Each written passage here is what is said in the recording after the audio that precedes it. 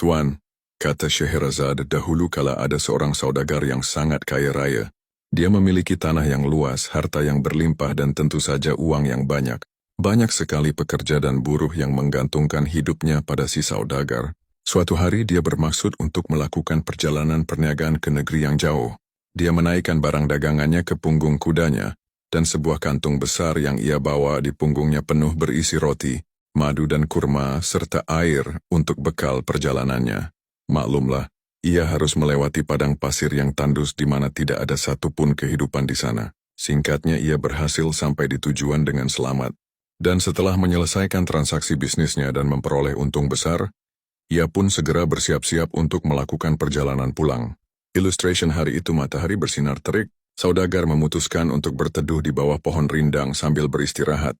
Dia membiarkan kudanya beristirahat dan merumput, sementara dia membuka bekalnya. Roti dengan selai madu dan segenggam kurma.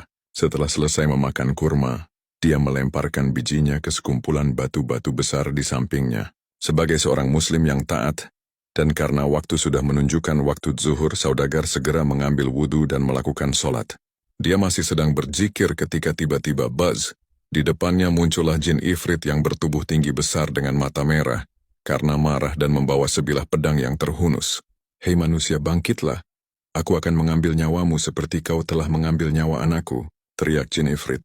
"Wahai jin, bagaimana mungkin aku membunuh anakmu sedangkan aku tidak mengenalnya dan tidak pernah melihatnya?" kata saudagar dengan ketakutan. "Apa? Bukankah kau tadi yang melemparkan biji-biji kurma ke arah batu-batu itu?" tanya jin. "Ya betul," kata saudagar. "Aku kasih tahu padamu bahwa salah satu darinya telah mengenai mata anakku. Anakku yang malang, dia mati seketika," seru jin marah. Saudagar tersebut demi mendengar keterangan jin ifrit bersumpah dengan nama Allah yang menciptakan dan tempat semua makhluk kembali bahwa jika dia memang membunuh anak jin tersebut, maka itu pasti tidak sengaja. Untuk itu dia memohon kemurahan hati jin untuk memaafkannya. "Perbuatanmu tidak bisa dimaafkan," kata jin ifrit. Dia lalu menyeret saudagar tersebut, membantingnya ke tanah dan bersiap menebasan pedangnya ke leher saudagar. Saat itu Scheherazade menyadari bahwa pagi telah datang, dan bahwa sudah tiba waktunya bagi Sultan untuk bangun. "Oh kakak, sungguh cerita yang sangat menarik," kata Dinarzade. "Dan akhir ceritanya lebih menarik lagi dan lebih mencengangkan. Aku akan menceritakan sisanya nanti malam jika saja Sultan mengizinkanku hidup 1 hari lagi," kata Scheherazade. Sultan Syahriar yang turut mendengarkan cerita Scheherazade dengan seksama juga merasa penasaran dengan akhir kisah tersebut. Maka ia memberikan izin dan menunda kematian Scheherazade. Sultan pun bangkit dari tempat tidurnya, melaksanakan sholat subuh lalu bersiap-siap menuju majelisnya. Pada Wazir Agung yang semalaman tidak bisa tidur karena memikirkan nasib putrinya, menunggu kedatangan Sultan dengan badan gemetar. Betapa leganya sang wazir ketika Sultan tiba dan tak sedikit pun menyinggung hal mengenai putrinya. Sultan menghabiskan hari itu seperti biasa, menjalankan roda pemerintahan. Dan ketika malam tiba, ia kembali ke kamar untuk beristirahat bersama Scheherazade.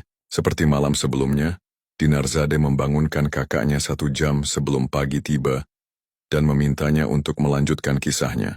Sultan yang juga sudah tidak sabar menunggu akhir kisahnya, menyuruhnya segera bercerita. Maka Scheherazade pun meneruskan kisahnya.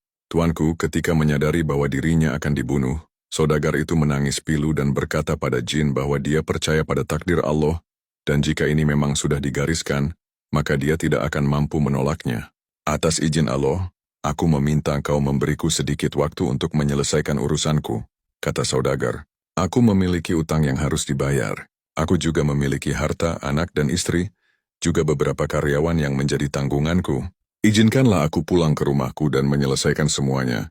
Jika semua sudah selesai, aku berjanji atas nama Allah, aku akan kembali ke sini dan kau boleh membunuhku."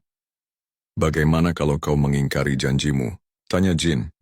"Aku bersumpah dengan nama Allah yang menciptakan aku dan kamu, aku tidak akan mengingkari janjiku," kata saudagar.